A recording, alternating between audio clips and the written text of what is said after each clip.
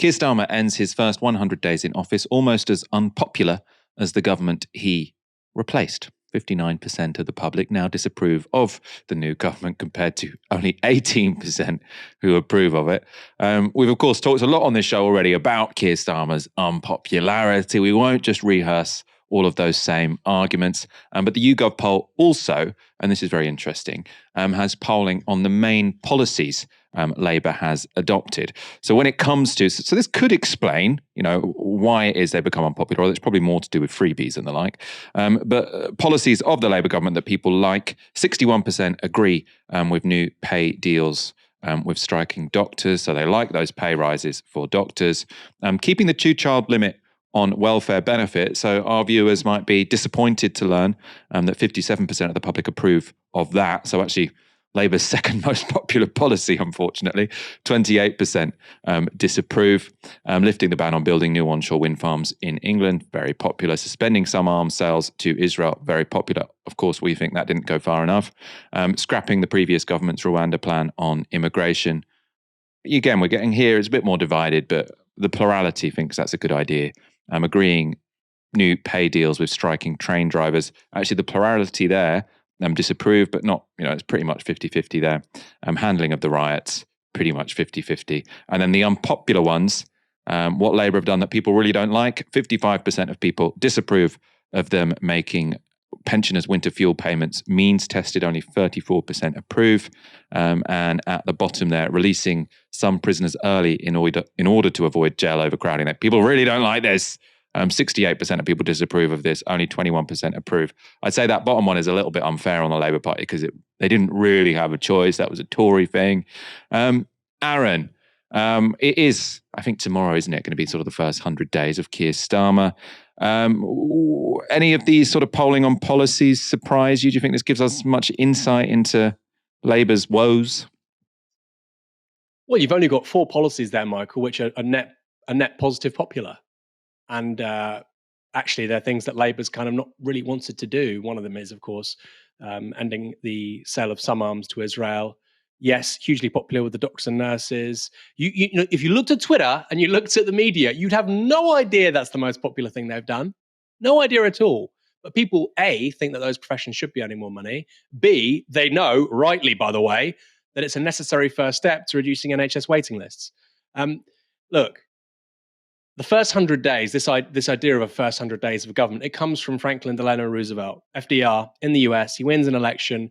He enters office in 1933. You've obviously had the Great Depression. US wages over the previous 4 years had fallen about 50%. I think new house building had fallen by about 80%. However bad you think Britain is in 2024, it ain't nothing on America. In 1933, straight away, dozens of new laws are implemented. And it's about 3 months later that FDR says this first 100 days has been a really frenetic period to turn this country around. Now, what has Keir Starmer done in his first 100 days? I appreciate you have obviously the summer recess and so on, but what's he done in his first 100 days? I appreciate some Labour supporters will say, well, there's these graphics on social media and they promise to do this and commit to it. We get promises and commits. What's he done? What laws have been passed? Some good things, by the way. Okay. Public ownership of rail, great. Pay settlements with regards to train drivers and with regards to NHS workers, great. Some other stuff too. But the things that are out there in the popular consciousness in terms of the first 100 days of Keir Starmer, £32,000 worth of free suits, talking about the former government, and that's basically it. Free gear Keir, which is obviously not FDR-esque. And my goodness, Michael, this country needs an FDR. I think people, when they voted for Labour, they wanted somebody who was a person of action, decisive, affable, personally charismatic, of course, willing to work with others, cooperative, and has some original ideas to help this country turn itself around. We had that report from the IFS. We talked about it on yesterday's show, basically saying this country has had the most abject 20 years possible when it comes to things like productivity, when it comes to living standards, unprecedented in the modern era. People know that, they see it. Leave their front door, they see the high streets, they see that HMOs being crammed onto their terrace street because people aren't building new houses elsewhere. They see all that, they know all that, the state of the roads, the state of the NHS, and they want some original thinking. So like I say, decisiveness, person of action, affable, charismatic, original thinking. Does Keir Starmer fit any of those? I don't think so. So we are in this unique situation where somebody who, frankly, isn't that attuned to politics, isn't particularly good at politics, doesn't really have many ideas about what he wants to do with power, has more MPs behind him on his side than Margaret Thatcher did after 79, 83, or 87. He has way more MPs than she did. He has a significant amount more than she did. His majority is not quite up there with Blair after 97, but it's not too far off. So we're in a very strange moment, Michael, of people being ambivalent about Labour.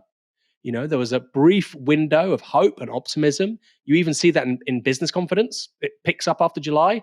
A fresh broom, let's see what they can do.